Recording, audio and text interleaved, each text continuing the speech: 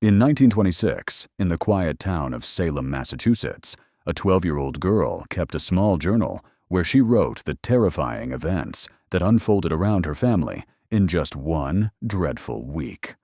For many years, people questioned whether the handwriting in that little journal was truly hers. Experts examined it again and again, unsure if the entries were real or a frightening story someone created. But in 2020, when her writing was compared with other pieces confirmed to be hers, the journal was declared completely authentic. These are the entries she wrote during that dark, unforgettable week. Monday, August 2nd, 1926. Today, my twin brother went missing. No one has been able to find him since morning. He told Mother, when the sun was barely up, that he was going to the frog pond with his friend, but when we asked the boy, he said he never met him at all. It is now past supper time, and the sky is getting dimmer by the minute. Mother and Father have gone down the long road to the nearby farm to ask for help searching for him. The family there owns 2 sniffing dogs, and everyone hopes those dogs might be able to track him. Tuesday, August 3rd, 1926. We searched the woods late into the night, calling his name over and over, but there was no sign of him anywhere. Even the sniffing dogs couldn't pick up anything strong enough to follow.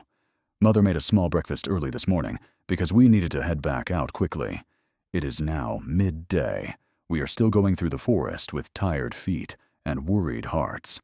I brought my journal along, and when we stop to rest for a short while, I try to write a little so I don't feel so scared inside. It is later in the afternoon now, and we are resting before heading toward some rocky areas nearby, where a few caves are known to be. The sniffing dogs finally caught a faint trail, and everyone is hoping it truly belongs to my brother. My heart keeps beating so fast that it almost hurts. Mother keeps whispering prayers under her breath. Father has a lantern. Though it is daytime, the caves are always dark inside. Oh my heavens, we found him. The dogs led us straight to one of the caves hidden behind a fallen tree. We walked deep inside, calling his name, and there he was. My brother was standing upright, facing the cold stone wall, as if he had been placed there. When we called out to him, he did not look at us, nor did he move.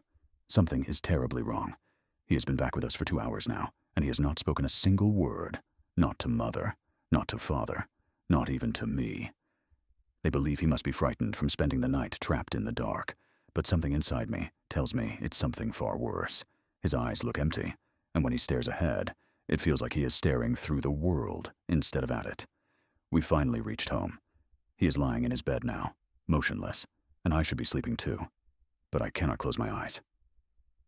Every time I look at him, his face seems pale and distant, as if his soul has been pulled from him.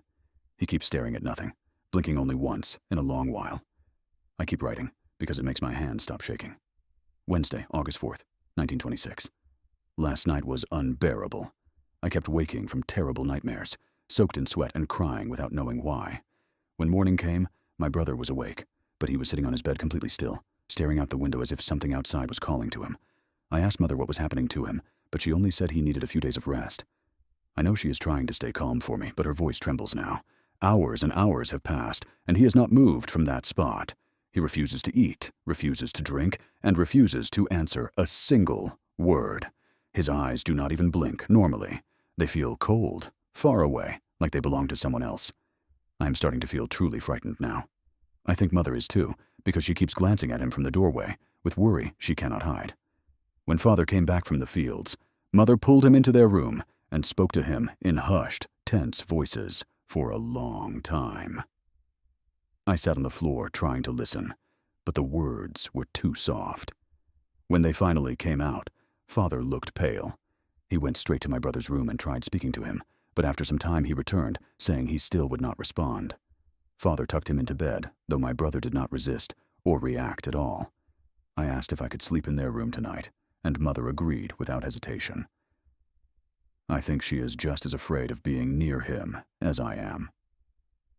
The house feels colder tonight, even with all the lamps lit. Something terrible is unfolding, and I can feel it deep in my chest. Thursday, August 5th, 1926. Something terrifying happened before the sun rose. We were woken by my brother's screams. sharp, piercing screams that did not sound human at all.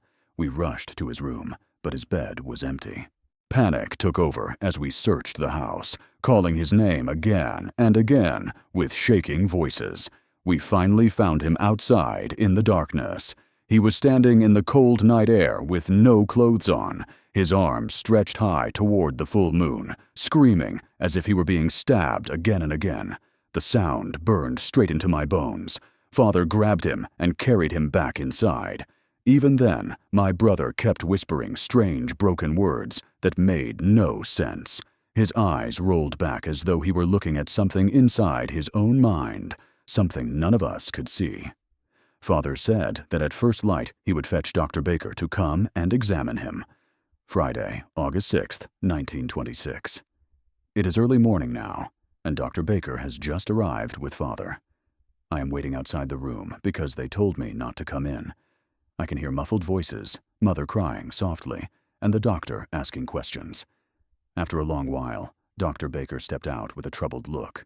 He told Mother and Father that he could not find any sickness or fever, nothing that could explain his behavior. He said something in my brother's mind seemed deeply disturbed, and if he did not start eating and drinking soon, his body would begin to suffer. When the doctor left, Father returned to the fields, and Mother made lunch for us. She asked me to bring my brother's food upstairs. But when I entered his room, he was gone. Again, I searched the closet, under the bed, everywhere. Mother joined me, and we tore through the house, calling for him. Nothing. He vanished without a sound. Mother said we would wait for Father to return before searching outside again.